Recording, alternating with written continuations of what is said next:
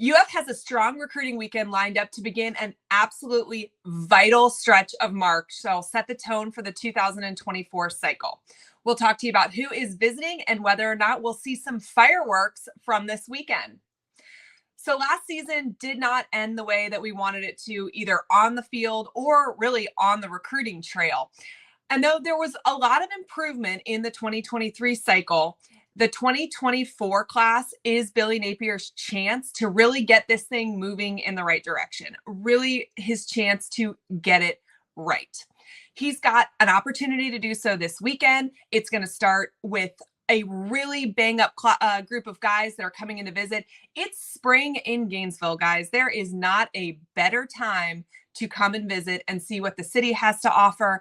And UF has so many big guys that are going to be on campus. First, and honestly, the most important, DJ Lagway. He's committed, but he's going to be in the swamp this weekend.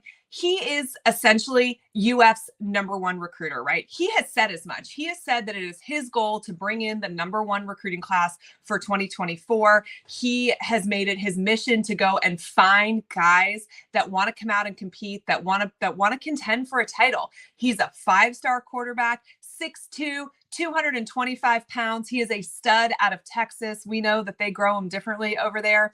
He's the number 3 quarterback overall, according to 247's composite.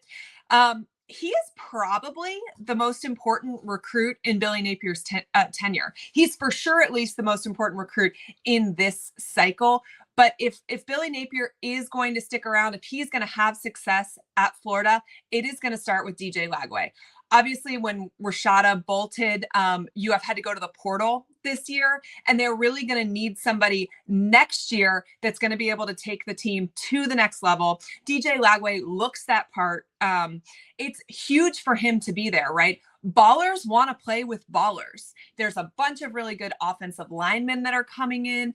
Guys on the offensive side of the ball, they want to meet him. They want to see what he's about. They want to see if they kind of vibe together. And honestly, he is just as much an important part of this recruiting process than any staff member or coach on UF staff. He is going to be able to sell it to guys his age, honestly, better than anybody else is. Another huge guy that's coming in, figuratively and literally, offensive tackle Jonathan Daniels. He's the number 1 tackle in the country, according to On3. This is interesting because Florida State actually received a crystal ball for Daniels yesterday on 247. Steve Wiltfong placed it, and he's usually pretty on target. He doesn't just usually take a guess. So there's got to be something going on there. But listen, FSU UF offensive line battle again. We took that last time, right? UF flipped Ron Kearney last season. This is potentially another head-to-head with Florida State. Can they take control of it? This is a good weekend for that to happen. Again, going back to Lagway being there this weekend, this is a really big opportunity for UF. Wide receiver is our next position up. UF still doesn't have a wide receivers coach, but they do have a few guys coming on campus this weekend. BJ Gibson is one of them. He was committed to the Volunteers for baseball, but he is now uncommitted. And based on what I've been told, he should meet with some baseball folks this weekend up there as well. UF, obviously a pretty good baseball program, so that should help our cause. He's a 4-star wide receiver prospect out of Georgia. Seems a little bit like Florida State and UGA are trending here, but UF can definitely make some noise with this visit. Couple that with the baseball going on this weekend. There's an opportunity to make some moves there. Mario Craver is a 4-star wide receiver out of Alabama. He's a top 150 kid, according to 247, and UF really, really likes his playmaking abilities and the potential that he brings to the table. Alabama's offered him as well, and he holds a lot of other elite SEC offers. I'll be honest with you, pulling a kid out of Alabama is never easy, especially when Saban wants him. But Florida offering both him and Gibson a chance to play with 5-star quarterback DJ Lagway. I would look for Lagway to be particularly involved in these two recruitments and Gibson and Craver. And then looking on to 2025, UF again is building this thing the right way. They're hosting the number 2 offensive tackle in the country, Mason Short. He's out of Georgia. So just like pulling a kid out of Alabama, pulling a kid away from Kirby is not going to be easy. But UF has time in this recruitment, right? He's a 2025 kid. They need to make a big impact this weekend. They need to continue to keep getting him on campus. Getting him to visit the same weekend as Daniels is huge. Again, Daniels is a stud in the 2024 class at offensive tackle.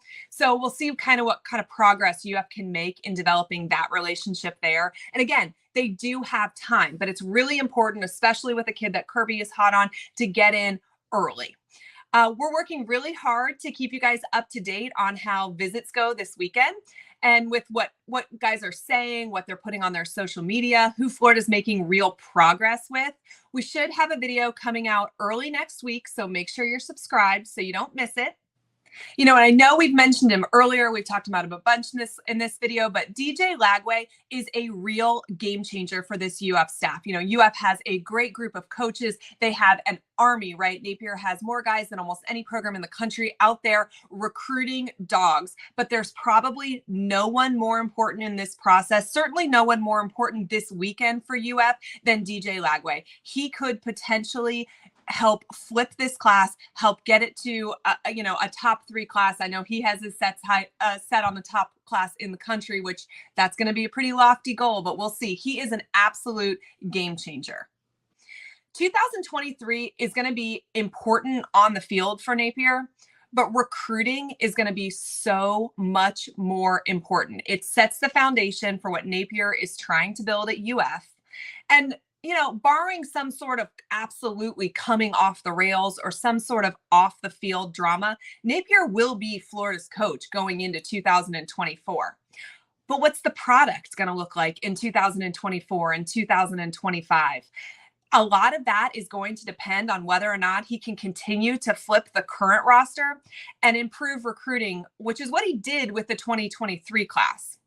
So we're going to stay tuned. We're going to see what happens on this weekend. We're going to see what happens in subsequent weekends. But 2024, guys, how Napier does recruiting this 2024 class is going to go a long way in telling us whether or not Napier is going to be successful for the long term at UF. Make sure you stay tuned to the channel. We'll bring you updates after the weekend wraps, and we'll get more information to you on the open coaching positions. And if you want to know more about who UF may target at tight ends coach or wide receivers coach, click either one of these 2 links right here. And you guys have a great weekend. Go Gators.